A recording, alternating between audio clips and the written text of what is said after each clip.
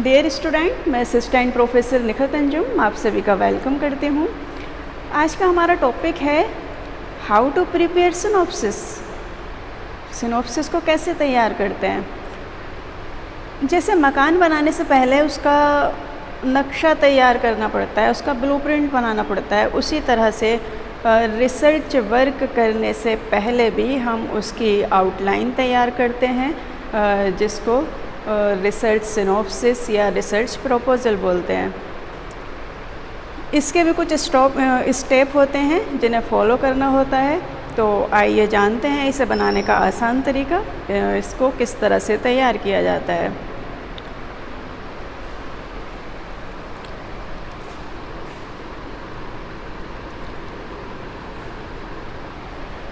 How to prepare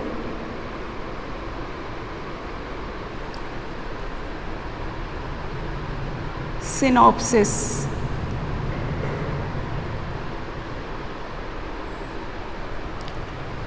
इसमें first step आता है इंट्रोडक्शन।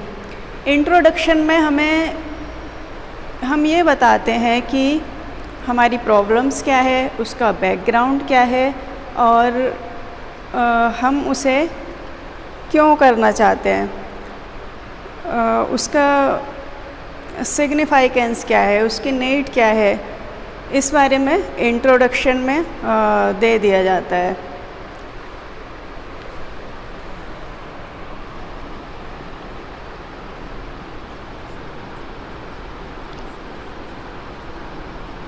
इंट्रोडक्शन। इसका सेकंड स्टेप आता है स्टेटमेंट ऑफ द प्रॉब्लम। जो हमने प्रॉब्लम ली है स्टडी के लिए, उसका स्टेटमेंट क्या है। जो भी प्रॉब्लम ली होती है, जो भी उसका टाइटल होता है, उसको सीधे वर्डों में लिख दिया जाता है।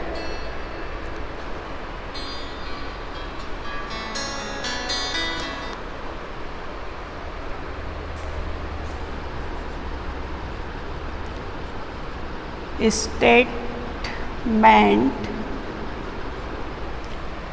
of the problem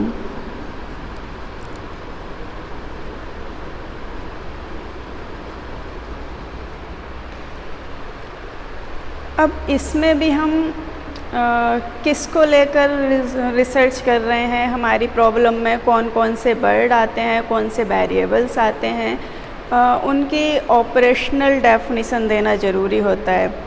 अगर हम शिक्षक शिक्षिकाओं पर कर रहे हैं तो उसको नोटिफाई करना पड़ेगा, और इंटेलिजेंस है, अचीवमेंट है, जिस किसी को भी लेकर कर रहे हैं उस वर्डों को डेफिनेशन, ऑपरेशनल डेफिनेशन उसकी देनी है।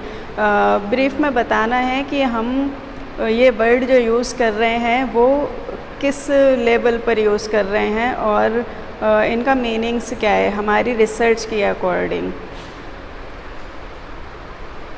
Operational definition.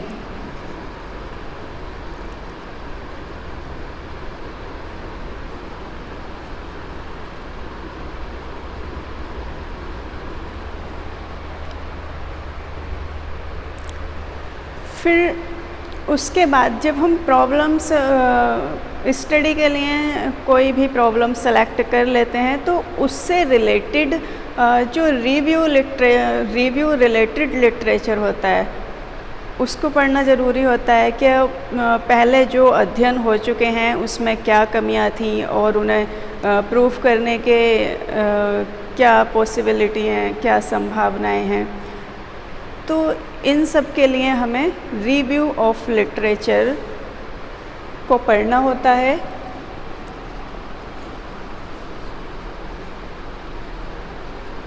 Review of related literature.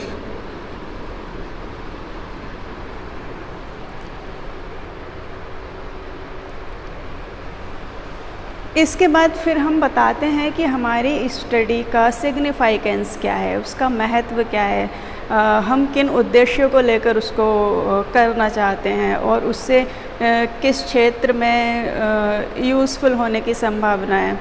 तो उसके लिए हमें बताना होता है सिग्निफिकेंस ऑफ द स्टडी।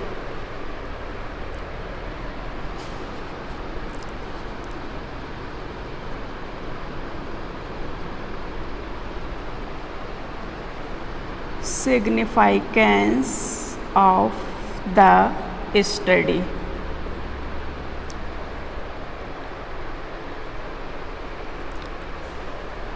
इसके बाद हम अपनी प्रॉब्लम्स रिसर्च प्रॉब्लम के ऑब्जेक्टिव बनाते हैं कि हम किन उद्देश्यों को लेकर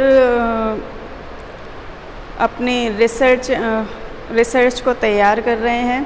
और जो हमारे उद्देश्य जब हम बना लेते हैं तब हम बिना भटके अपने रिसर्च वर्क को प्रॉपरली करते रहते हैं। तो इसमें नोटिफाई करते हैं कि हमारे रिसर्च ऑब्जेक्टिव क्या हैं।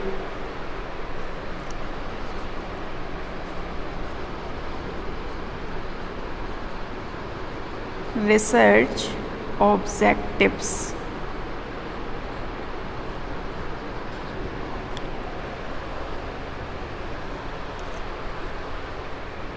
इसके बाद आता है रिसर्च हाइपोथेसिस। हाइपोथेसिस हमारा एक पॉसिबल आंसर होता है कि हाँ ऐसा हो सकता है, हम मान लेते हैं। हाइपोथेसिस का मतलब होता है सामान्य से कम की ओर। तो जब हम रिसर्च करने के लिए चलते हैं तो उसके लिए हम हाइपोथेसिस का फॉर्मेशन करते हैं। और हाइपोथेसिस जब बना लेते हैं तो उससे हमारा रिसर्च वर्क आसान हो जाता है। और फिर डेटा कलेक्ट करते हैं, फिर उसका एनालिसिस करते हैं, फिर हम हाइपोथेसिस को देखते हैं कि जो हाइपोथेसिस हमने बनाई थी क्या वो एक्सेप्ट होती हैं या रिजेक्ट होती हैं।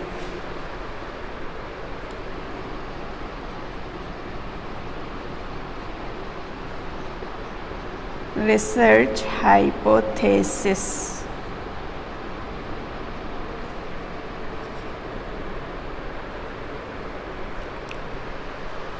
अब हम अपना जब रिसर्च स्टडी करते हैं तब बहुत लंबे चौड़े ज्योग्राफिकल एरिया या फिर बहुत ज़्यादा सब्जेक्टों को लेकर, बहुत ज़्यादा वेरिएबल्स को लेकर तो रिसर्च नहीं कर सकते क्योंकि वो इम्पॉसिबल वर्क है।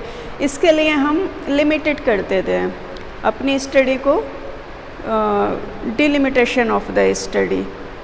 हमारी अध्ययन का परिसीमन क्या है, हमने कौन सा कंट्री लिया है, फिर उसमें भी कौन सा स्टेट लिया है, फिर उसमें भी हमने अगर स्कूल्स लिए हैं तो माध्यमिक लिए हैं या हायर एजुकेशन लिया है या फिर प्राथमिक एजुकेशन में है, शिक्षकों के ऊपर किया है या छात्रों के ऊपर किया है, या फिर हमने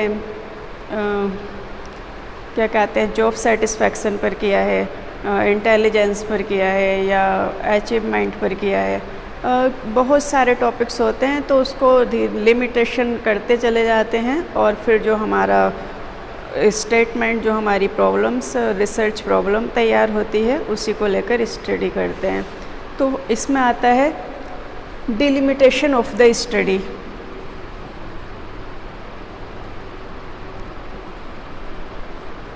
डिलिमिटेशन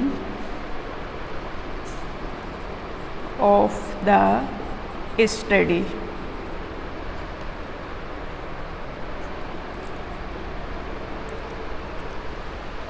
इसके बाद फिर हम देखते हैं कि हमारा रिसर्च मेथड कौन कौन से यूज़ करते हैं। रिसर्च मेथड भी हमारे रिसर्च प्रॉब्लम के अकॉर्डिंग होते हैं कि हमारी प्रॉब्लम की नेचर क्या है, उसी के अकॉर्डिंग हम रिसर्च मेथड यूज़ करते हैं। और इसमें हम क्या सर्वे मेथड यूज़ कर रहे हैं या कौन कौन से टूल्स यूज़ कर रहे हैं, या फिर हमने सैम्पलिंग कौन सी पॉपुलेशन में क्या लिया और पॉपुलेशन में से फिर सैम्पल सेलेक्ट किया, सैम्पल सेलेक्ट करने के लिए कौन सी टेक्निक का यूज़ किया, कौन सा टूल यूज़ किया डेटा कलेक्शन के लिए, उन सब का इसमें ब्यौरा देते हैं। Research method.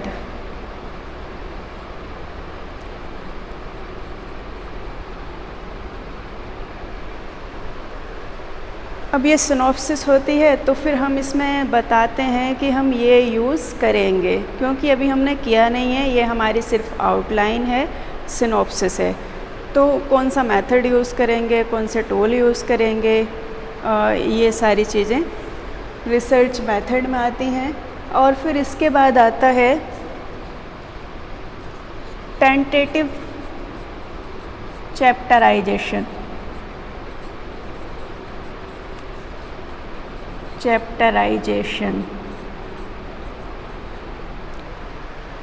कि हमारा जो रिसर्च डिज़ाइन बनेगा उसमें कौन कौन से चैप्टर होंगे जो हम डिसर्टेशन में या फिर रिसर्च में यूज़ करते हैं, उनका सारे चैप्टर्स को इसमें लिख देते हैं। तो यही हमारी डिसर्टेशन के स्टेप भी होते हैं। जैसे इसका फर्स्ट चैप्टर होता है problems, it's background, need and significance.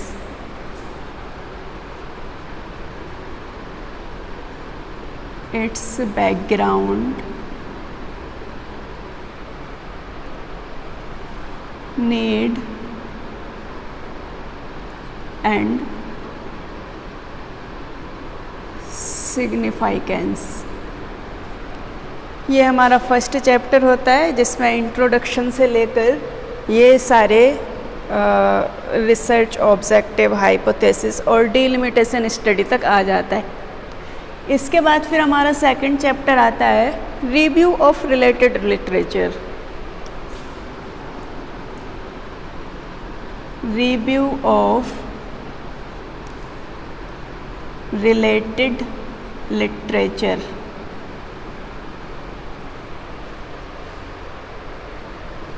इसके बाद हमारा थर्ड चैप्टर आता है रिसर्च मेथड।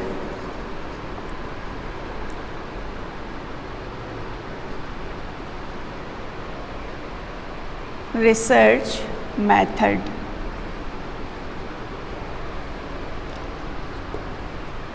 फोर्थ चैप्टर होता है data collection, analysis and interpretation.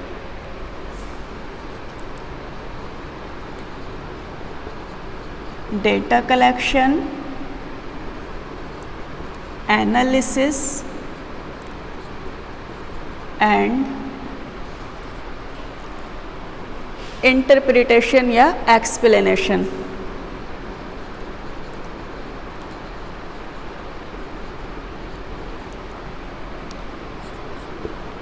Fifth chapter होता है हमारे क्या निष्कर्ष निकल कर आए, क्या कॉन्क्लूज़न रहे और हम क्या सजेशन देना चाहते हैं।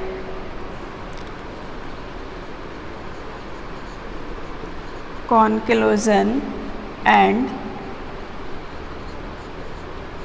सजेशन। फिर लास्ट में आता है बिब्लियोग्राफी। जो हमने ये रिसर्च वर्क किया है तो किन किन बुक्स से, आर्टिकल्स से, पब्लिश्ड रिसर्च से या नॉन पब्लिश्ड जर्नल्स से कहाँ कहाँ से हमने हेल्प ली और किन किन बुकों से देखा, उसका सारा ब्यौरा बिब्लियोग्राफी में देते हैं।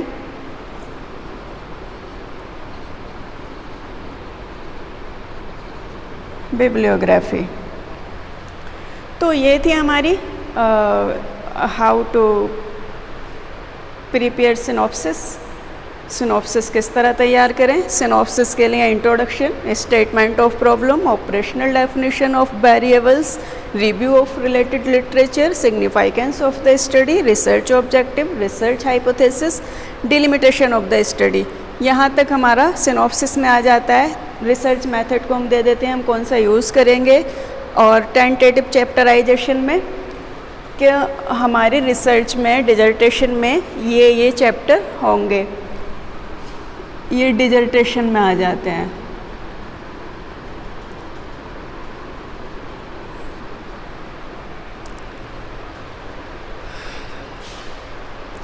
तो आपको आ गया होगा कि किस तरह से हम सिनॉप्सिस तैयार करते हैं और डिसर्टेशन तैयार करते हैं। कोई प्रॉब्लम हो तो तो आप पूछ सकते हैं। Thank you.